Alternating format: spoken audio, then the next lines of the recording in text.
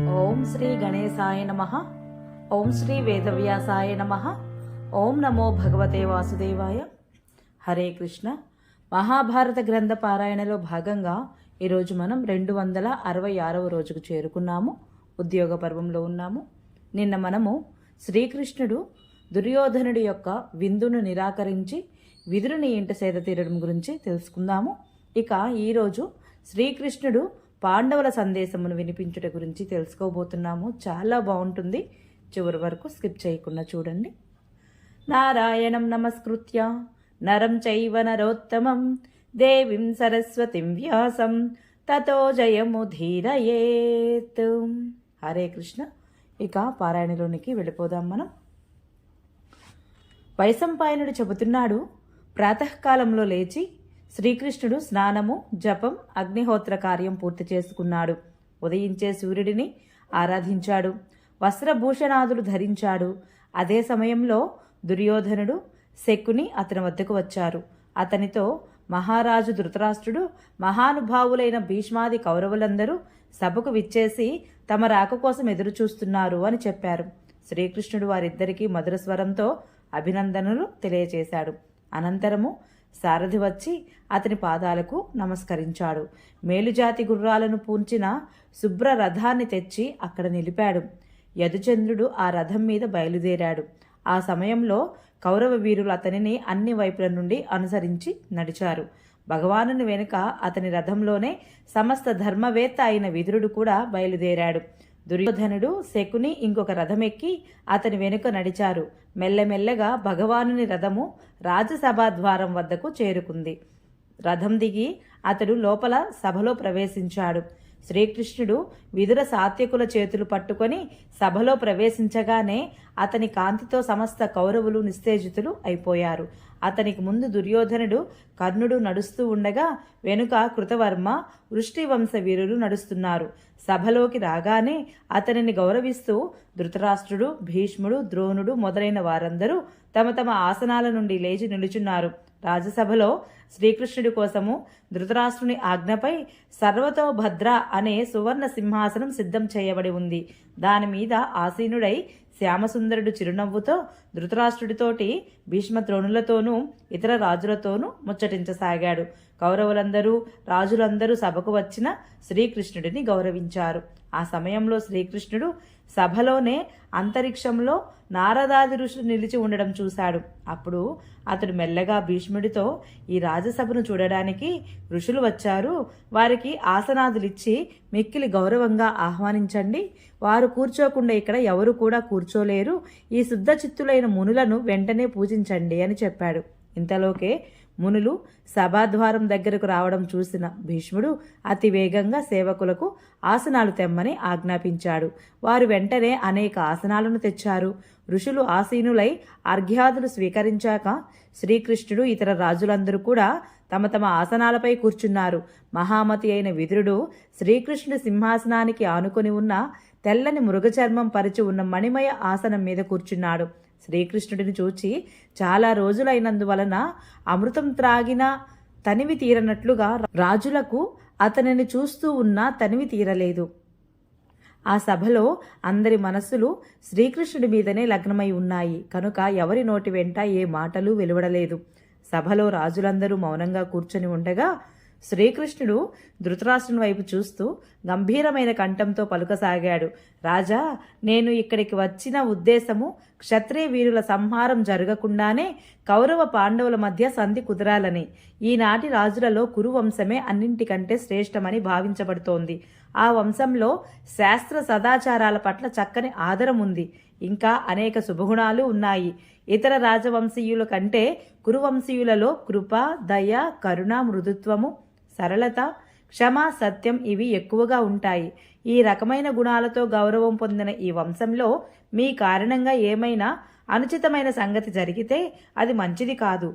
కౌరవులలో ఆంతరంగికంగానైనా బహిరంగంగానైనా అసద్వ్యవహారం ఏదైనా జరిగితే దానిని వారించవలసినది మీరే కదా.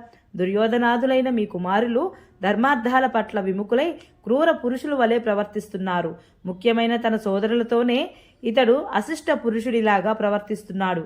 మనసు మీద లోభమనే భూతం సవారీ చేయడంతో ఇతడు ధర్మం యొక్క మర్యాదను పూర్తిగా ఉల్లంఘించాడు. ఇవన్నీ మీకు తెలిసిన విషయాలే. ఈ భయంకరమైన ఆపద ఇప్పుడు కౌరవుల మీదికే వచ్చింది. దీనిని ఉపేక్షించినట్లయితే ఇది సమస్త భూమండలాన్ని విధ్వంసం కావిస్తుంది. మీరు మీ వంశాన్ని రక్షించదలుచుకున్నట్లయితే ఇప్పుడైనా దీనిని నివారించగలగాలి. నా ఉద్దేశ్యంలో ఈ రెండు పక్షాల వారికి సంధి కుదరడము పెద్ద కష్టం కాదు. ఈ సమయంలో శాంతిని నెలకొల్పడం మీకు నాకు మాత్రమే సాధ్యం. మీరు మీ కొడుకులను హద్దులో పెట్టండి, నేను పాండవులను నియంత్రిస్తాను. తమ పిల్లా పాపలతో సహా మీ కొడుకులు మీ ఆజ్ఞకు లోబడే ఉండాలి. వారు మీ ఆజ్ఞకు లోబడి ఉంటే వారికి గొప్ప మేలే చేకూరుతుంది. మహారాజా, మీరు పాండవుల రక్షణలో ఉండి ధర్మార్థాలను అనుష్ఠించండి. ప్రయత్నం చేసినా కూడా మీకు ఇటువంటి రక్షకులు దొరకరు. భరతశ్రేష్ఠ, ఎవరి కింద భీష్ముడు, ద్రోణుడు, కృపుడు, కర్ణుడు, వివిసంతి, అశ్వత్థామ, వికర్ణుడు, సోమదత్తుడు, బాహ్లికుడు, యుధిష్ఠరుడు, భీమసేనుడు, అర్జునుడు, నకులుడు, సహదేవుడు, సాత్యకి, యుయుత్సుడు వంటి వీరులు ఉంటారో అతనితో యుద్ధం చేయడానికి ఏ బుద్ధిహీనుడు ధైర్యం చేయగలడు? కౌరవ పాండవుల కలయిక వలన మీరు సమస్త లోకాల మీద ఆధిపత్యం పొందగలరు. శత్రువులు మిమ్మల్ని ఏమీ చేయలేరు. మీతో సమకక్షులు, అధికులు అయిన రాజులు కూడా మీతో సంధి చేసుకుంటారు. ఇలా జరగడం వలన మీరు మీ పుత్ర పౌత్రులతో, తండ్రులతో, సోదరులతో, స్నేహితులతో అన్ని విధాలా సురక్షితులై సుఖంగా జీవితాన్ని గడపగలుగుతారు. పాండవులనే ముందు పెట్టుకుని వారిని పూర్వంలాగే ఆదరించితే ఈ సమస్త భూమిని మీరు ఆనందంగా అనుభవించగలరు. మహారాజా, యుద్ధం చేయడంలో నాకు గొప్ప విధ్వంసం కనబడుతోంది. ఈ రీతిగా రెండు పక్షాలను నాశనం కానివ్వడంలో మీకు ఏ ధర్మం కనిపిస్తోంది? కాబట్టి మీరు ఈ లోకాన్ని రక్షించండి. మీ ప్రజలు నాశనం కాకుండా చూడండి. మీరు సత్వగుణాన్ని ఆశ్రయిస్తే అందరూ చక్కగా రక్షింపబడతారు. మహారాజా, పాండవులు మీకు నమస్కారాలు చెప్పారు. మీ సంతోషాన్ని కోరుకుంటూ మేము మా అనునాయులతో పాటు మీ ఆజ్ఞ ప్రకారమే ఇన్ని దినాల వరకు కష్టాలు అనుభవించాము. 12 ఏళ్లు అరణ్యాలలో ఉన్నాము. 13వ సంవత్సరం జనసమూహంలో అజ్ఞాతంగా ఉంటూ గడిపాము.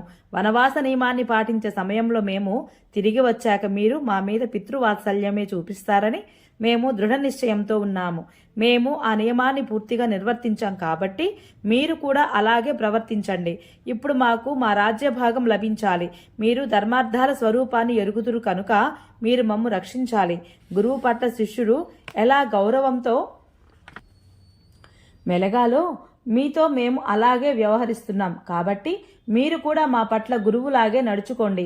మేము దారి తప్పితే మమ్మల్ని చక్కని దారిలోకి తీసుకురండి. మీరు కూడా సన్మార్గంలో నడవండి అని విన్నవించుకున్నారు. ఇదే కాకుండా ఆ పుత్రులు ఈ సభాసదులకు కూడా కొన్ని మాటలు చెప్పారు. ధర్మజ్ఞులైన సభాసదులు ఉన్న చోట ఎటువంటి అనుచితమైన మాట రాకూడదు. సభ్యులు చూస్తూ ఉండగా అధర్మం చేత ధర్మము, అసత్యం చేత సత్యము నశించిపోతే వారు కూడా నశిస్తారు అని. ఈనాడు పాండవులు ధర్మం మీదనే దృష్టి నిలిపి నిశ్శబ్దంగా ఉండిపోయారు. వారు ధర్మానుసారంగా సత్యము, న్యాయము అయిన మాటలనే చెప్పారు. రాజా, మీరు పాండవులకు రాజ్యాన్ని ఇచ్చివేయండి. ఇంతకు మించి మీకు ఇంకేం చెప్పాలి? ఈ సభలో కూర్చున్న రాజులు ఇంకేమైనా చెప్పాలనుకుంటే చెప్పవచ్చును. ధర్మార్థాలను విచారించి నేను నిజం చెప్పాలంటే ఈ క్షత్రియులను మీరు మృత్యుపాశం నుండి విడిపించండి అని మాత్రమే చెప్పాలి. భరతశ్రేష్ఠ, శాంతి వహించు. క్రోధానికి లోను కావలదు. పాండవులకు యథోచితమైన వారి పైతృక రాజ్యాన్ని ఇచ్చివేయండి.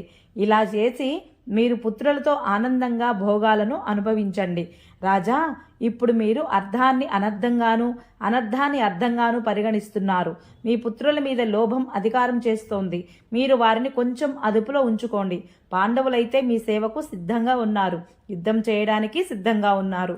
ఈ రెండింటిలో మీకేది ఎక్కువ హితకరమో గ్రహించండి, దాని మీద నిలబడండి అని ముగించాడు శ్రీకృష్ణ పరమాత్మ. ఓం నమో భగవతే వాసుదేవాయ.